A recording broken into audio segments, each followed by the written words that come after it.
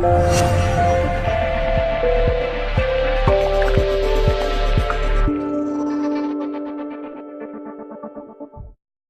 and gentlemen, thank you and welcome back for another weekly edition of Z Real Estate's discussion on real estate. This week we'll be focusing on California real estate, the great state of California, what makes us different, what makes us unique, and what makes selling real estate in this state a little bit different and more challenging perhaps than the rest of the country. So, for the institutional sellers out there that hold REO or non-performing loans, here's what you need to know about selling real estate in California that makes it a little bit different here. First, we'll cover some of the things I think you probably already do know, and then we'll go on from there. All right, so water heaters, they got to be braced and strapped. Law. Why? Well, presumably because we got a lot of earthquakes here. And needless to say, if an earthquake knocks a water heater down, that can cause a lot more damage.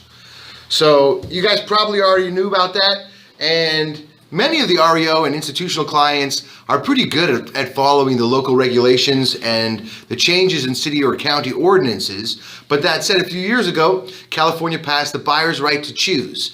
Now that is specifically in reference to the buyer's right to choose escrow and title, which basically made it illegal for sellers, particularly institutional sellers, to force buyers to use their preferred title company.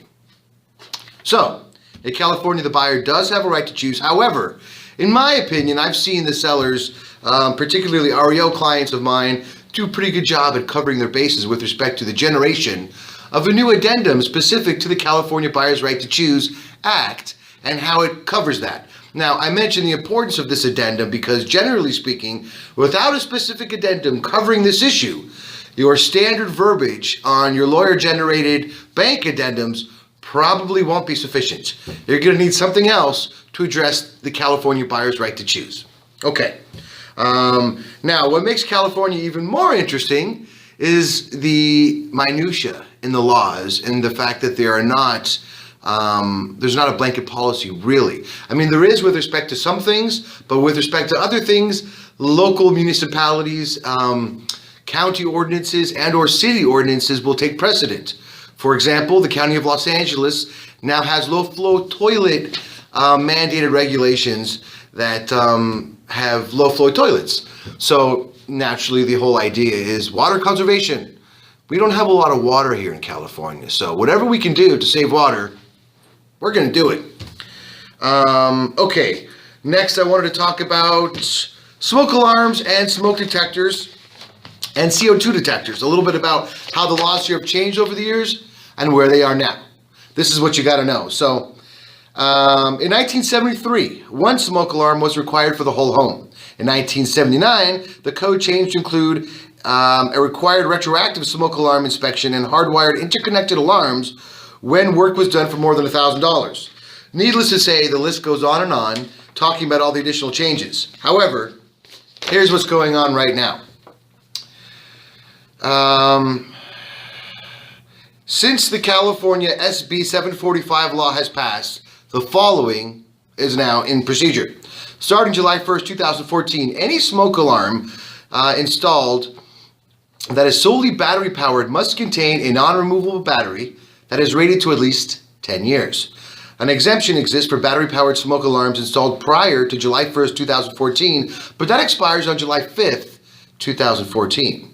On July 1st, 2015, all old smoke detectors that are solely powered by batteries must be replaced with those that contain a sealed battery that is rated for up to 10 years.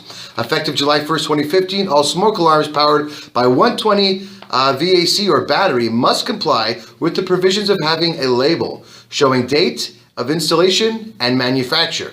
SB 745 also requires that for all dwelling units intended for human occupancy, for which a building permit is issued on or after January 1st, 2014, for alterations, repairs, or additions exceeding $1,000, the permit issuer shall not sign off on the completion of work until the permittee demonstrates that all smoke alarms required for the dwelling unit or devices are approved and listed by the Office of the State Fire Marshal, pursuant to Health and Safety Code Section 13114.